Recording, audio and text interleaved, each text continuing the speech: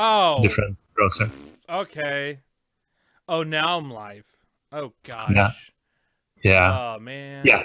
Now Okay. you're live. Oh, now That's I'm right. live. Oh my gosh, this is You wow. should do the announcement. I will do an announcement. Hey everybody. So sorry about that. I thought I was live. This tells you how long I've been out of the game.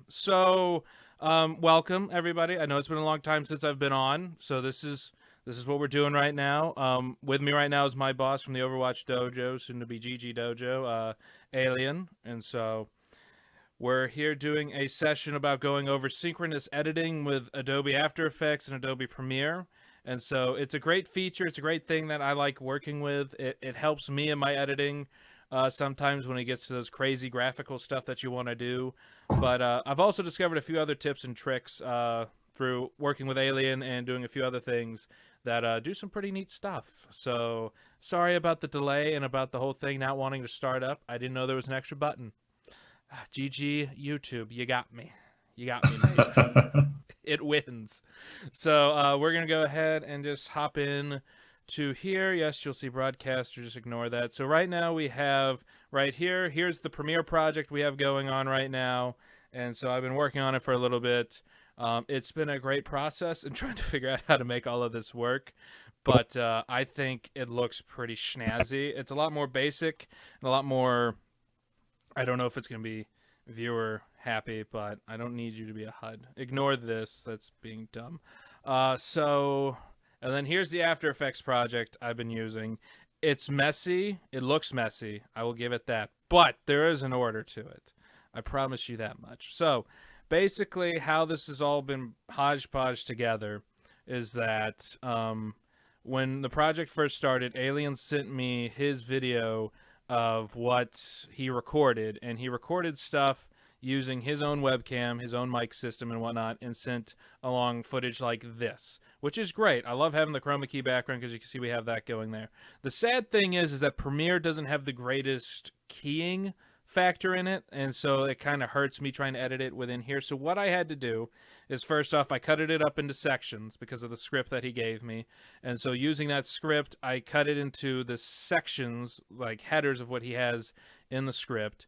And so now it's kind of laid out right here as into, section 1, 2, 3, 4, 5, everything like that. And once all those were laid out, I selected them all, and then I did the little fun thing. So like if I'm going to do this again, we'll just go ahead and do like a little quick little thing, new sequence from clip. So we have this, we have him, so we have him doing all that, and then I right click on it and I do replace with After Effects composition. So what this is going to do, if you don't already have one made, is that it'll open up After Effects and create a whole new project revolving around this. And so it's okay to do that, but sometimes with me, I like creating an After Effects composition anyways, and since it'll be there, it'll automatically sync, and you can go ahead and name it whatever you want it to. So when I do that, yep, you'll see my After Effects here. It's going ahead and saving the project. I don't know. It's creating the timeline or creating the composition within After Effects that I need to work on the stuff. And so it's going to take it a little bit because it is, I guess, a chunk of footage, and also my computer's not the fastest. I picked the fastest out of two, so yeah, that tells you how good my rig is. I need to be paid more. Hint, hint. Anyways, no. So we have here, we have his composition and everything. And so with this kind of green screen stuff or any kind of chroma key stuff that you come across, I prefer using this After Effects and using Key Light. Should be in here. There it is. It's under keying. It's called Key Light. You take it, you drag it on there. This little fancy thing will pop over here, and it's like, oh my gosh, what do you do? I take the screen color, plop it, gets rid of the pretty much all the green. I don't have to do much. This is just like, I love being lazy. Is that a default plugin or a custom one? It is a default plugin now. It used to be a custom one, something that you would have to bring in, but with 2019 and above, or even 2017 and above, it is a default. So you just, as you Nice. see, so if you go in here into the effects, you type in key light, it'll pop up. Under here is the key light in parentheses 1.2. And so it's something that they keep going up with. And so Adobe has done a lot of partnering with a lot of different like applications. This did used to be something that was not free, and you had to like import it in and make it a preset, but now it's in there, and so I love it. And you can see I literally had to do nothing. I didn't have to do any color key, I didn't have to do any chroma key, I didn't have to do anything massively insane and try and get the green kind of off, because as you can see, just zooming in, look at that nose hair. And so you just kind of see like even the green along the edges is basically gone, and all I did was select the green in this empty space. And so it's a great thing.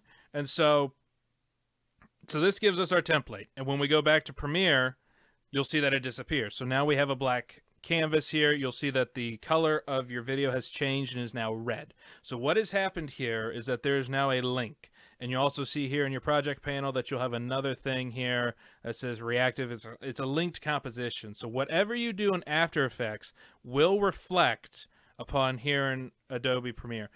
So the biggest reason why I like doing this is because Premiere has the more superior audio mixing and can sometimes be better for compositioning for certain aspects. So like one of the things I've been doing, because again, I kind of like the style and I also like the lore of the game that we're doing right now, I love putting in shorts. So like putting in, you know, like the short, like dragons. Like if I want to put something in from the Overwatch short dragons, I can come in here, get my ears destroyed by the audio. I can just like select this section.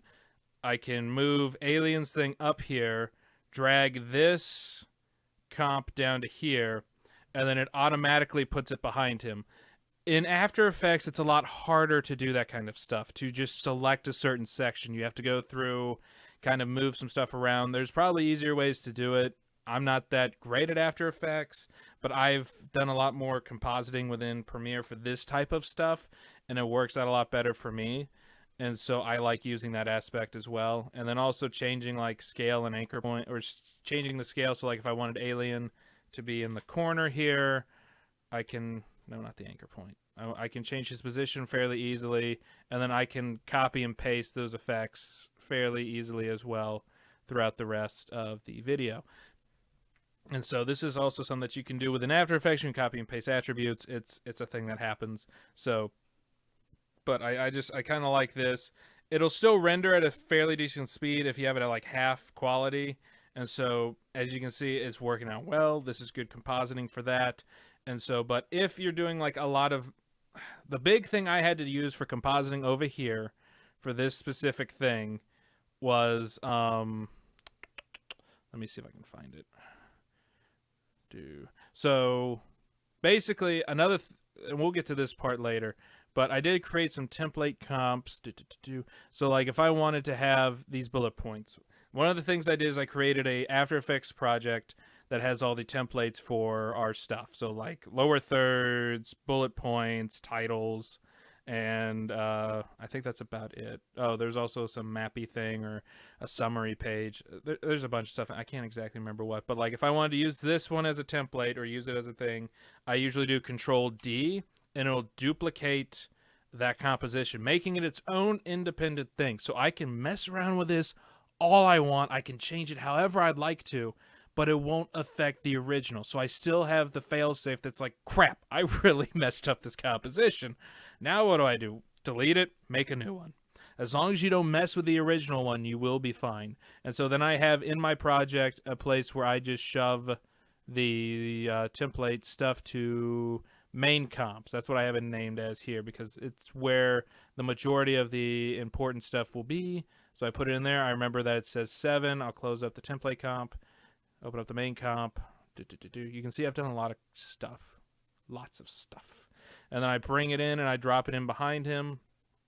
And so now you're asking, well, Alien's not in the far left corner. Why is that? It's like, well, because since we imported in section 1 in here before we moved Alien, it's going to look this way. So if you do all of your stuff in Premiere, like where you want your person positioned, where you want them placed, for like the majority of the video, it works out better that way. Then you make the After Effects composition, and then you do that. So that was my bad thing on that step.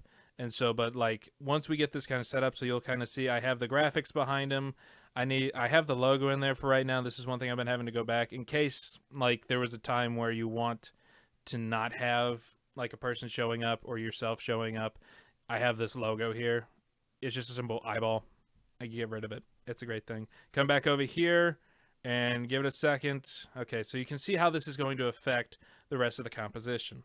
And so what this means is that, oh, well, crap, we screwed it up. Nope, nope, nope. This is just part of the learning process. So you just reset everything back to its original place. We have all of that, and then you go back into After Effects. If you have done this before After Effects, you're going to have to do probably a lot of repositioning. And so this is where you're going to have to come in. I'm pressing S for scale, going back into 50, and then I'm just free dragging because I'm lazy right now. And so there you go. And then we go back into Premiere. All fixed. Nothing to panic about. Quick 2-second fix. All good.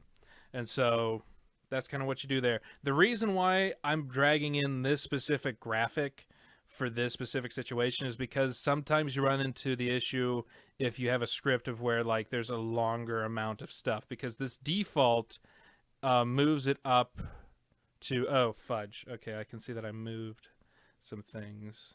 I shouldn't touch the numpad. Hold up. Are we back? It looks like we're back. I touched the numpad and it did things. I shouldn't touch the numpad. I haven't linked to hotkeying my scenes. I really need to figure out something better. Anyways, and so like for this composition, I have it set up as a default to be, well, better than what it is. But usually there's like a green box that pops up there.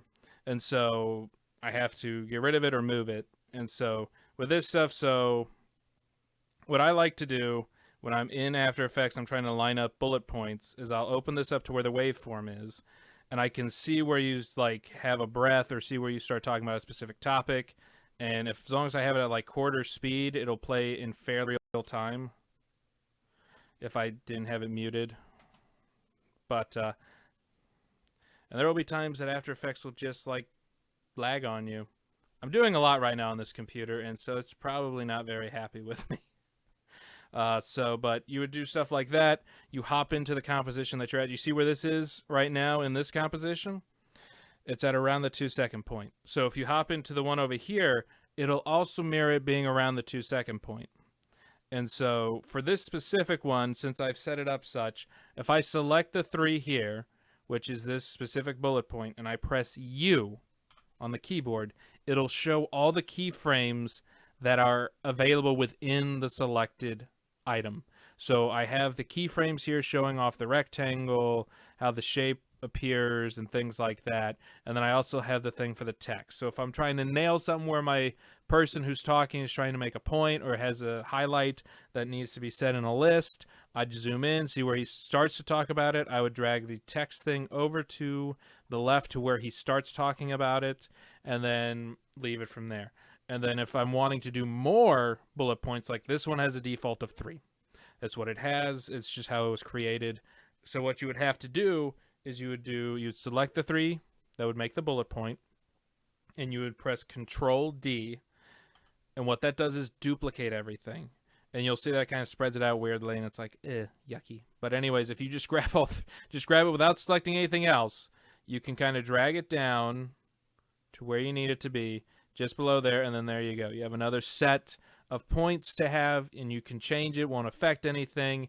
You can move it around freely and put it wherever you need to. You will have to. The one thing that will probably screw you up and probably hurt your life, and I'm apologizing for this right now, is that when you try and move it down, what you have to do first is, I think this will work, fingers crossed, you just have to, you can move the first 2, like you can move the shape layer and this rectangle, no issues whatsoever, because it doesn't relate to positioning at all.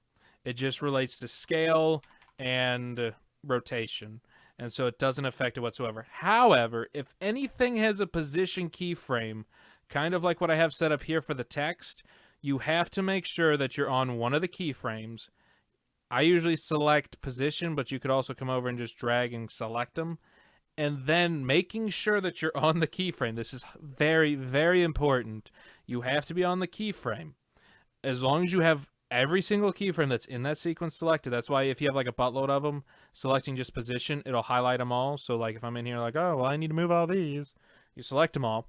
And then you can do shift down arrow, and then you can move them all down to where they need to be. And it will not affect how your text will come in, because it'll automatically change the points of where the position needs to happen.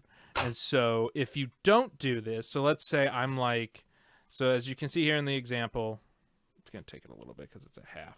I need you at quarter, please. So you'll kind of see it pops up there. So let's say I didn't like do the whole thing. So like, let's say I was here and I'm like, oh man, my text isn't there. I can select the layer. I wanted you to be somewhere else, please. Are you somewhere else now? No. Okay, fine. I'll just I'll just kind of move you back up here. And so let's say like, oh no, it's not there. And then you're like in the middle of the composition, you select it. You're like, okay, let's move down, little buddy. And then you still do the shifting. You can kind of see it already happening in front of your eyes here. You'll see the path is moving. So even though you selected the composition, it does not mean it's going to move the whole thing. You have to make sure all the keyframes are selected, or else you'll run into that kind of an error. And so that's the big thing there with that one. So that's kind of the big thing there with this. That's the more complex one. So any questions so far? I'm good. Okay. I don't see anything in the chat. I don't even know if anybody else is watching. That's okay. But that's the big thing with After Effects I really like, is that with the key point ones, it's a lot easier to do it within After Effects, because if you have more than 1 point or more than 3 points, one big highlight point, it changes fairly easily. And I mean, changing the text on all of these is fairly straightforward. Like, there's a text layer for each one. I had to change that because I, for some insane reason, imported all the text as PSD files, so they're images instead of text. So I don't know why I did that. Adobe can be weird some days, but this is the big kind of like lovely synchronage thing I like to do. And so we have all that synchronized. It all works out really well.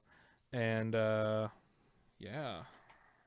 So just to reiterate, as I get it, anything that moves, basically, that is being animated, is done in After Effects. It's imported in Premiere, and then you put anything on top of that basically stays in the same place, like the videos that I created, recordings and stuff like that. Yes. So for this specific one here, yes, for this animated template, yes, that's how that works. So I'm hoping that when I transfer over these files to you, that this will carry over. But there's another fun feature that works out well if you're just doing titles or lower thirds or just basic text stuff. This is more of the intense text stuff. And so if you're doing something crazy like this, or if we're doing something that's like, hold up, I need to see where it would be, because there was a mapping one. Where is it? Hold up. I'm going to go back to Premiere because I know that one will tell me my things that I need to know. Main. Oh, so like if I were on like... Okay, so it's in the same one. So if I'm in like... I think it said 3. And it names it weird too sometimes. So like here, with the final one here with Anna, I did bring in like separate things and animated them a little bit differently. This would be the ones where you would kind of tell me what you'd want and I can do it, or you could do it yourself and whatnot. And again, you'll have access to all these files, Alien, and you can kind of dissect it as you need to kind of see what's going on.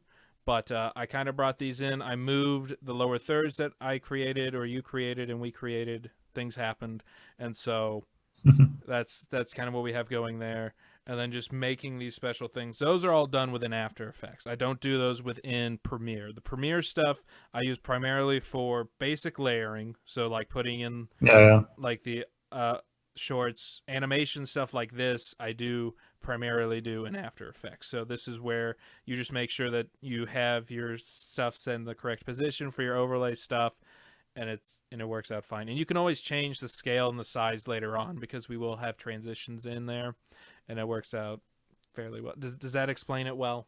Does that make sense? Yeah. Okay. And so another cool feature that has come to Adobe that apparently it was the one that you sent me, Alien, about being able to create those essential graphics. And so what I've done is I have created a way to import those like graphics from After Effects into Premiere. So the way this happens, and if in the future you want to create another one, or if you want to make something different, this is how it would be done. So I'm just going to go ahead and open up a template one. I'm going to open up green. I'm going to duplicate it just real quick. I'm going to rename it to being lower third green to lower third purple. And so what I'm going to do here real quick is I'm going to come into here. I'm going to change. I'm just going to go ahead and just hide all that. I'm going to select the shape layer. I'm going to change the fill here from that hue to a bit more of a purple.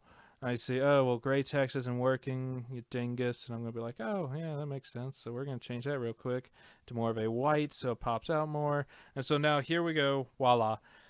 The big thing you have to have opened up here with this process is you have to have the essential graphics open. So if you go to window, it should be in here, essential graphics. Make sure it's open.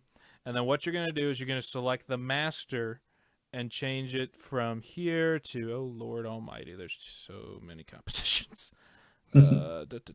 Should be in here somewhere. I don't know if I can get to it easily. I'm going to close all, select a composition. Oh no, it also has the other ones. Okay.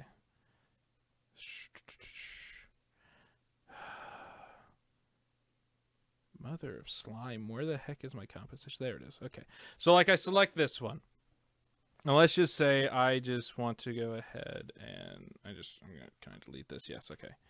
So it already had some of the features I wanted to have in it. So you select what you want. I'm going to go ahead and name this as lower third purple. I don't know if that's how it's spelled anyways. And so once you have that set up, you make sure you're on the composition that you need to create this as like a what this is doing is you're creating like a template graphic that you can kind of bring into Premiere and make it your own. Because they have created some packages and basic ones that they use for their own stuff, which are pretty nice, but then if you make your own custom ones, it works out a lot better. So I'm going to do solo supported properties, meaning that it can be supported outside of After Effects. So I come in here, it's like, oh, well, I need to be able to change the text. That one's source text, so you take it, you drag it, you place it, and then you have this. And so the other stuff is like, okay, transforming the text, we might need to do that, but I don't know if that's going to be possible, but I'm going to go ahead and put scale in there in case the text is a little bit too long going off the borders. I can kind of shrink it down and make it fit.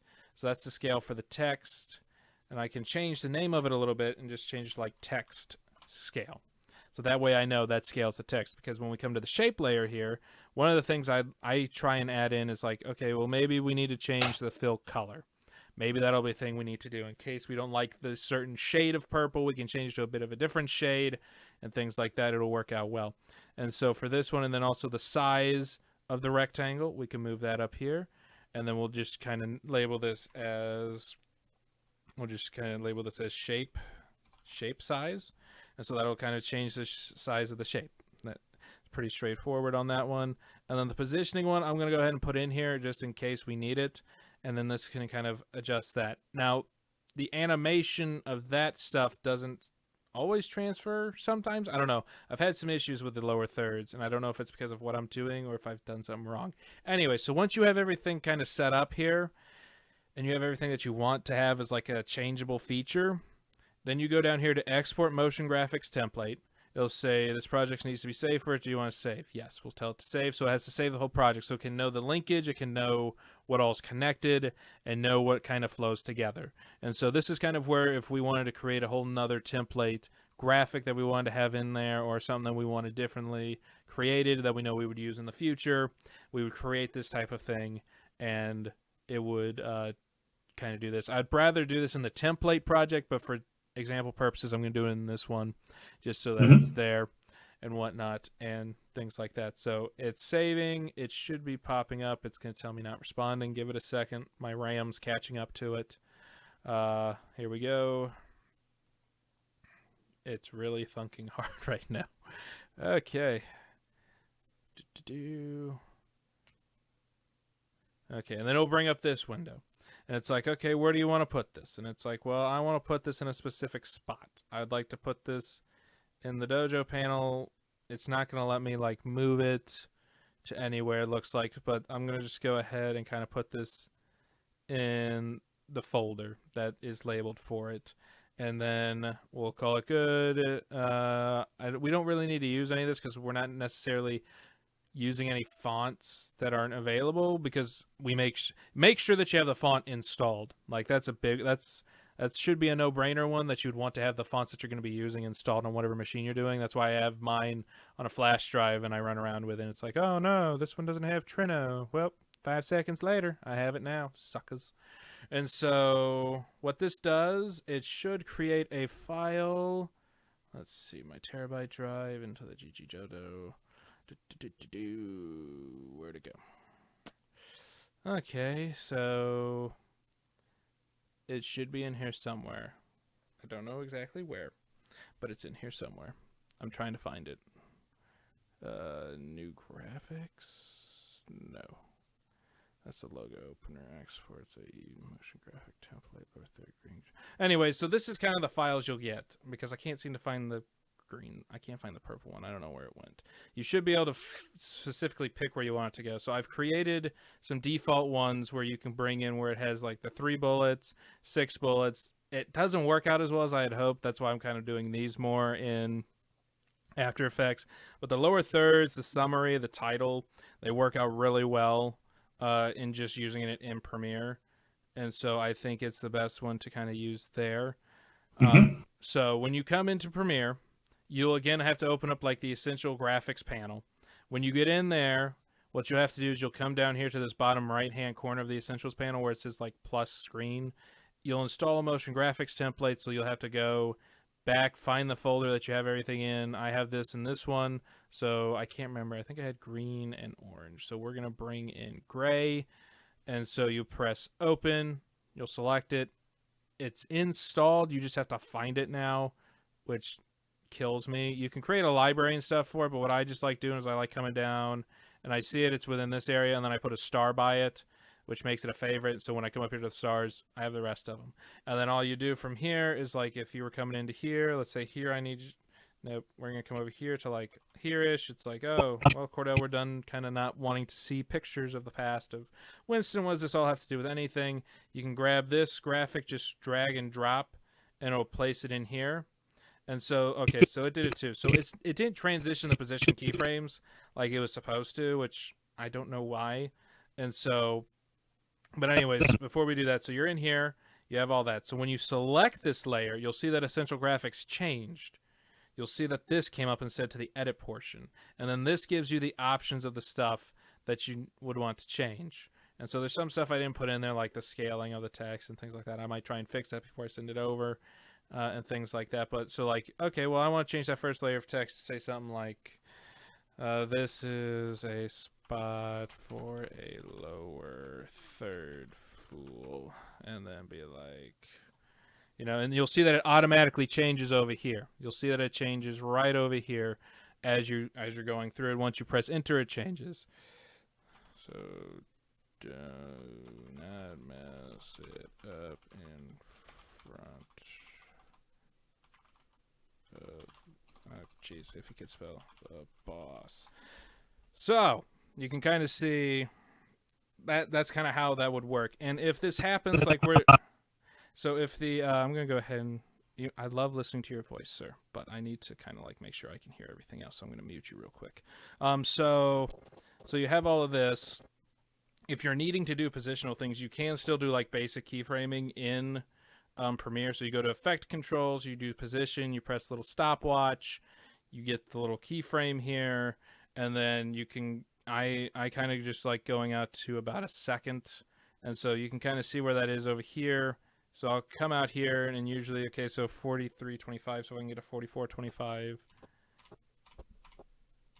There we go. So that's about a second. So, and I'm just pressing shift and right arrow or left arrow, whichever direction I need to go to skip about 5 frames. And so there we go. We have those on that end, and then we come over here to the end of the graphic. I'll just make sure we come up one so that we can at least see the graphic. And then I'll click it again, and then just do a shift. 1, 2, 3, 4, 5. That should be about right. And then so we have those. And then I'll keep these two the same, and then I'll just like take this one. I think it's this one. Okay, let me just see. Okay, no, wrong one.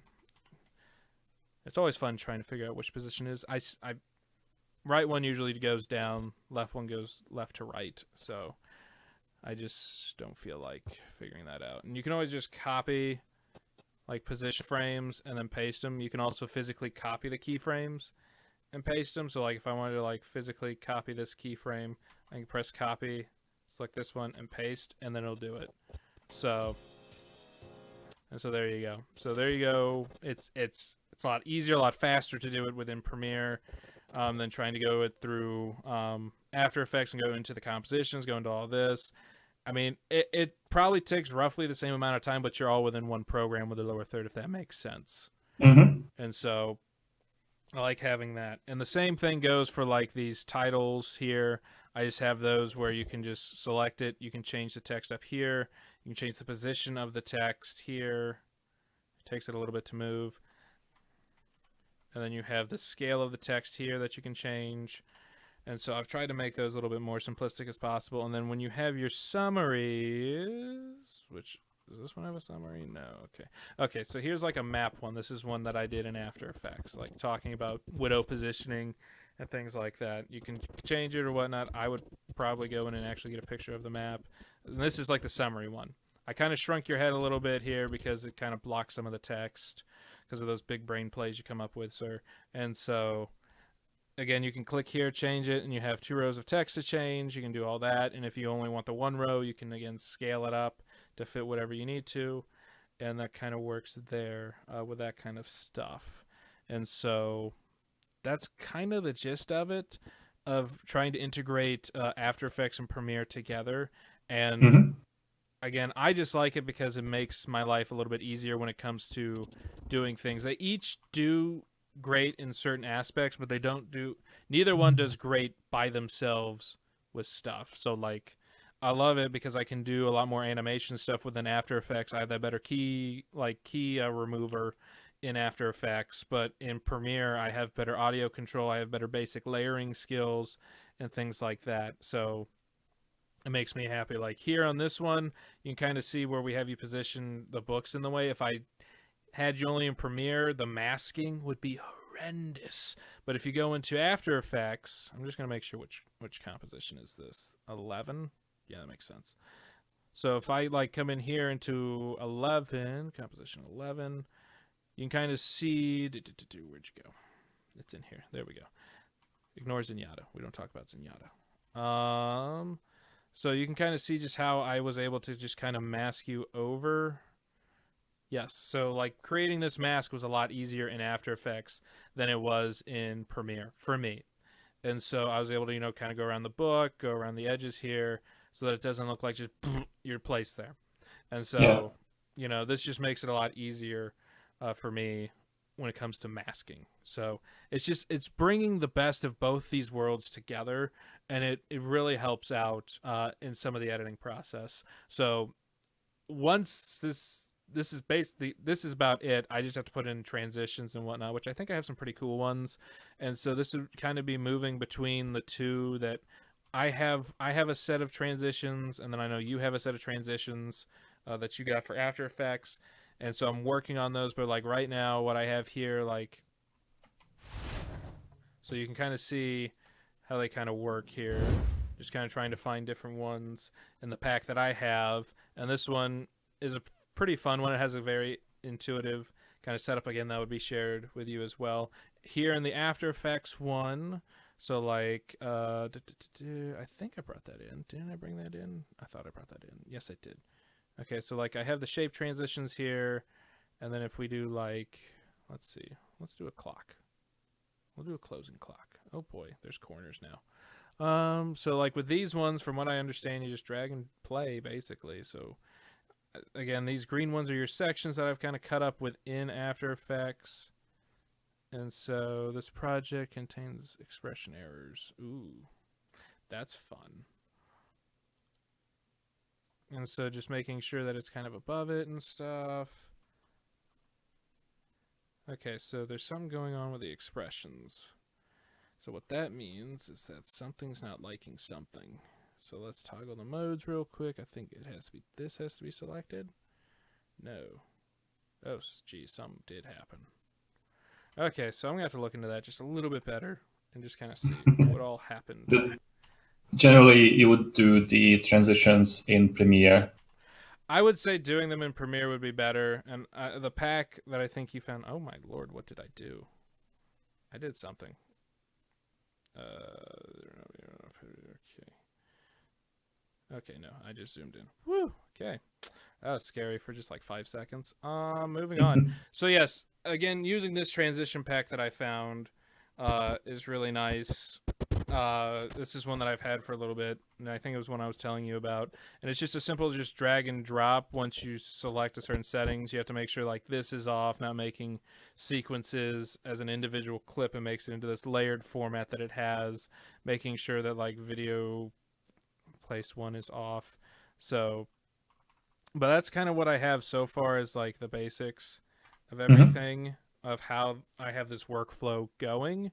And so it looks like a hot mess. I'm not gonna lie. It looks like a hot mess. But there is order to this hot mess, and I think it's fairly glorious. And it can be refined as we go along. And like some of the editing stuff, like putting in backgrounds or whatnot for you, if it's fairly basic ones, excuse me, you could kind of record that in OBS and put yourself there, and you can record that and automatic like this one here. Like this is a fairly straightforward one. You just kind of have yourself there, and there's no hard lines to be cut. So recording some things like that here and there, but again, it's not hard to do in After Effects or Premiere to make this more possible. So, but was that a good kind of overview for you? Do you have any questions, concerns? Yeah, it was good. I can see that it's going to be a lot more useful for the editing. Like with After Effects, as you said, it's a hot mess because you don't really have a single Yeah. layer to work with when we are working with a video. So it Mm-hmm. gets stacked one layer after the other, and you have to scroll like it feels like you have to scroll infinitely just to find something, Mm-hmm. which makes it really hard to work with. Even if you have a lot of compositions, then it will make it slow. So I feel like it's going to be really, really nice to work with. Sweet. So yeah, that's the basics of it, and kind of rolling through it. You can kind of see how I have it semi-organized through the projects whenever you look at it. So like Mm-hmm. if I'm putting in any kind of composition, so like trying to see. Let's scroll up a little bit. So like here for 7. In 7 I know I have at least 2 lower thirds and a bullet point, because I put those in front of it so I can easily access those compositions of needing to change stuff within the composition. So it helps out a lot on that end. And so with 11, I know I have this bullet points here. These are in there because we have that quick short list there at the beginning, and then I have a lower third in there. Again, switching between doing the lower thirds in here and doing them in Premiere is really up to you and how you feel about it. I was just, again, I'm already in After Effects. I'm already sitting there doing stuff, and it doesn't take me that much to just Command D and put it in. So, Mm-hmm. but if you feel better doing, like, if you want to do all the lower thirds, do all the background compositing for like basic stuff, like for like for shorts or for other things, you can do all that in Premiere and then add stuff into After Effects later, and then do all the After Effects in there, or do all the after like make your After Effects compositions in here in Premiere, and then do all the After Effects stuff first, and then move on to Premiere, and then so Mm-hmm. it's just this is what's great about it is you can have any kind of workflow you want, and that's I've been bouncing back and forth, but I primarily did like a lot of the After Effects stuff first because it was going to take a little bit longer to understand, because those usually take the bit because it's a bit more animation, a bit more kind Yeah. of like thunking power for me to figure out how to make it look visually appealing, which in some of the instances I think I did pretty okay at doing that, with this being the first video. But things like that. And then I also have like template lower thirds. So like here at the end of the video with my lovely Sigma plays, um, we have we have the subscribe one that you have here. And so I have that in, this one's in After Effects because you don't see it here as a top layer. So that one's in After Effects as an example to kind of show Mm-hmm. you how that would work and how you would kind of make that happen. So like in here should be the last one, right? Where's 13? Yep. Okay. So nope, that was incorrect. It should be 12 then. Yes. So you kind of see it's just a quick just slap in there, and it's just on top. It's fairly easy for that one in particular to do that. And then I went ahead and created like, lower thirds for Discord and then for Patreon. And so those I just made as animated like lower thirds. As you can see here for Discord, I had to do a little bit of cutting because it was too long. And so with these lower thirds, I'm able to just kind of figure out where I want to cut it to where it's staying stable since there's no other motion to it. I can cut it, change the length of it there, and put in there instead of doing like a speed adaptation to it, because then that messes up the the animated in and out of the graphic. And so it works out pretty well there. And so that's all the fun stuff there. And then we have the... Ow, my ears. So then we have all that for the outro and things like that. And so in order, like if you wanted to make more of these, like if you wanted to make one, like if we have a partnership, or if like you wanted to promote something else, the way to do that is you can create your own little lower third and whatnot. And then when you're in here, when you're at the render queue, what you do is, dang it, one of them's not in there. Anyways, I'll just go here to this one. So if I go up here and I do composition, add to render queue, what you'll do is you'll come in here, you'll go to the lossless mode, and you'll change it from lossless to lossless with alpha. And doing this makes this background here transparent. So you just have to make sure it's transparent. And the best way to do that is, like, if you see this, like, well, is that a real black? Is that, I don't know. You click this toggle transparency grid, and as long as you see these checkered boards, you know that it's transparent.